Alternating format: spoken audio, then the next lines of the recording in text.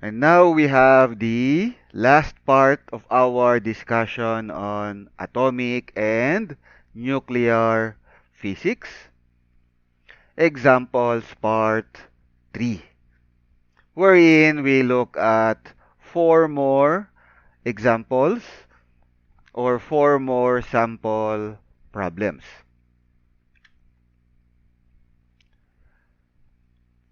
Sample 8. Find the longest and shortest wavelengths in the Lyman series. The Lyman series is given by 1 over lambda is equal to r times 1 over 1 squared minus 1 over n squared, where n is equal to 2, 3, 4, 5, 6, and so on.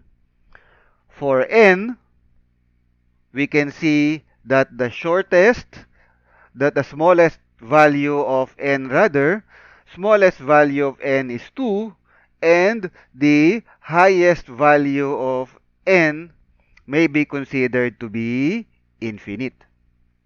Since lambda depends on n, we calculate the wavelength lambda for the smallest value of n and for the largest value of n. For the smallest value of n is equal to 2. You have 1 over lambda is equal to r times 1 over 1 squared minus 1 over 2 squared.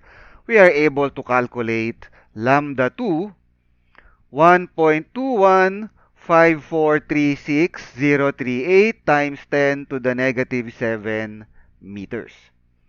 For the largest value of n is equal to infinite. 1 over lambda is equal to r times 1 over 1 squared minus 0. 1 over infinite squared is equivalent basically to 0, which will give us lambda infinite is equal to 9.115770283 times 10 to the negative 8 meters. Comparing lambda 2 and lambda infinite rather, lambda 2 is larger than lambda infinite, which means for the Lyman series, the longest wavelength is lambda 2, 121.544 nanometers, and the shortest wavelength is lambda infinite, 91.158 nanometers. Moving on to the next example, example 9. You are given the following neutral atomic masses. You have atomic mass of radium, 226.025403 U. And then you have radon, 222.017571 U. Show that the calculated kinetic energy of the emitted alpha particle agree with the experimentally measured value of 4.87 mega electron volts in the alpha decay of radium. So the radium decays into radon. The alpha particle emitted has a kinetic energy of 4.87 mega electron volts experimentally. Radium will decay into radon and alpha particle. If we look at the masses, mass of radium is given 226.025403 U, whereas the mass of radon is 222.017571 U. Mass of the alpha particle we know to be 4.002603 U. If you compare, mass of radium will decay into radon and alpha particle. If you compare the masses, mRn, m radon plus m alpha particle is less than mass of the radium. There is extra mass. That extra mass is converted into the kinetic energy of the alpha particle. So first, we take the extra mass, the original mass of the radium, and then you have the combined mass of radon and alpha particle. Get the difference? You have m extra is equal to 5.229 times 10 to the negative 3 U. Converting this into energy, you have kinetic energy of the alpha particle 4.871 mega electron volts. Moving on to the next example, example 10. The radioactive isotope cobalt 57 decays by electron capture with a half-life of 272 days. Find the decay constant and the lifetime. If you have a radiation source containing cobalt 57 with activity 2.00 microcurie, how many radioactive nuclei does it contain?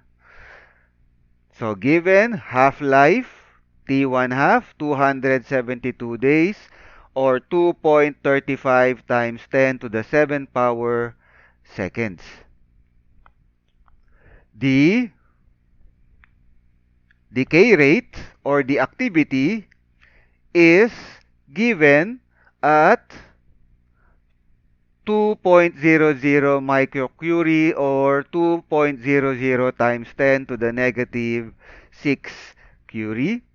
This is equivalent to 7.40 times 10 to the 4th power decays per second. The lifetime is equal to half-life divided by ln of 2. Knowing T1 half, knowing the half-life, we are able to calculate the lifetime. 33.903 times 10 to the 3rd power seconds.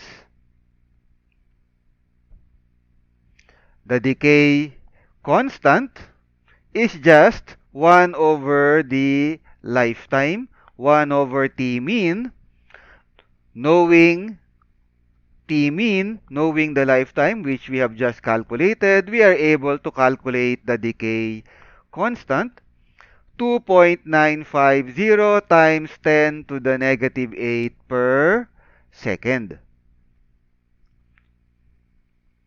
Now, activity is just equal to the decay constant times n, the number of nuclei in the sample. N is just equal to the activity divided by the decay constant. Knowing the activity and knowing the decay constant, which we have just calculated, we are able to calculate the number of radioactive nuclei that the sample contains. N is equal to 2.509 times 10 to the 12th power nuclei. And lastly, we have the following problem. Example 11. Before 1900, the activity per mass of atmospheric carbon due to the presence of carbon-14 averaged at about 0.255 becquerel per gram of carbon. In analyzing an archaeological specimen containing 500 milligrams of carbon, you observe 174 decays in 1 hour. What is the age of the specimen, assuming that its activity per mass of carbon when it died was that average value mentioned for the air? Let the half-life of carbon-14 be 5,730 years. So half-life of carbon-14, 5,730 years. That's around 1.808 times 10 to the 11 power seconds. Mass of the sample is given 500. Mass of the specimen is given 500 milligrams or 0.5 grams.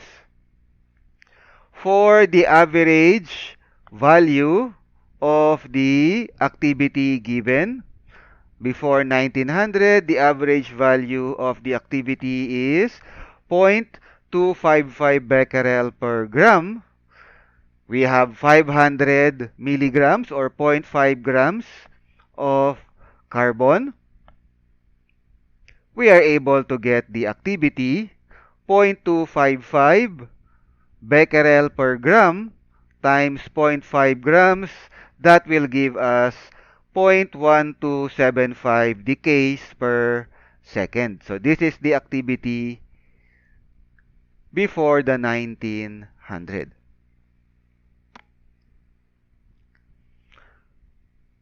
The decay constant is just given by ln of 2 divided by the lifetime. We are able to calculate the decay constant to be 3.833778654 times 10 to the negative 12 per second. This is the decay constant when the specimen died, when the sample died. N is just equal to the activity divided by the decay constant. We are knowing the decay constant when the sample died and knowing the the activity rather when the sample died and knowing the decay constant when the sample died. We are able to calculate the number of atoms when the sample died. 3.325700608 times 10 to the 10 power atoms. So this is the number of carbon-14 atoms when the sample died.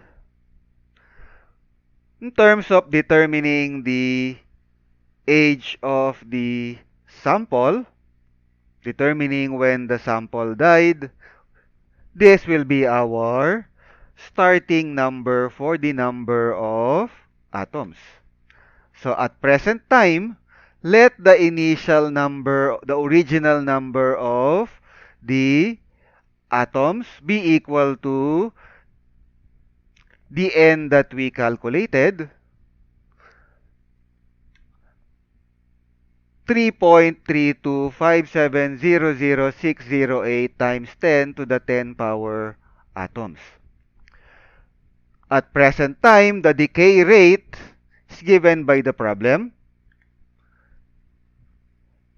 When the sample died, uh, when when studying the sample rather, we observe 174 decays in 1 hour.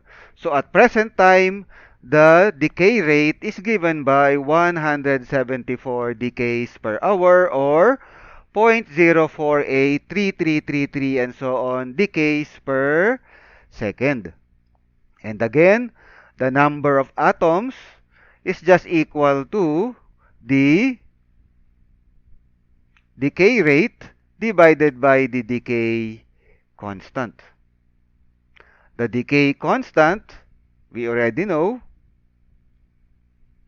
3.833778654 times 10 to the negative 12. If you recall, that's what we calculated for the decay constant for carbon 14.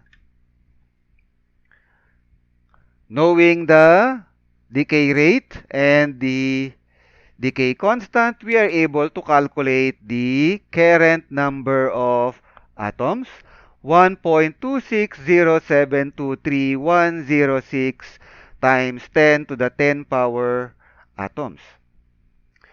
The original number of atoms n naught and the current number of atoms are related by n is equal to n naught e to the negative lambda t. Isolating t, we are able to calculate the age of the sample. 2.504 times 10 to the 11 power seconds, roughly 8,000 years. And that's it for our discussion on atomic and nuclear physics. So thank you for watching.